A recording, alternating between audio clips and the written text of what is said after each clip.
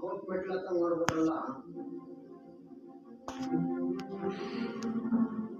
ಈಗ ತಾನೇ ಪ್ರಾಕ್ಟೀಸ್ ಮಾಡ್ರ ಹುಡುಗಿ ಆ ಸೀನಿಯರ್ ಆಗಿ ನೋಡಿ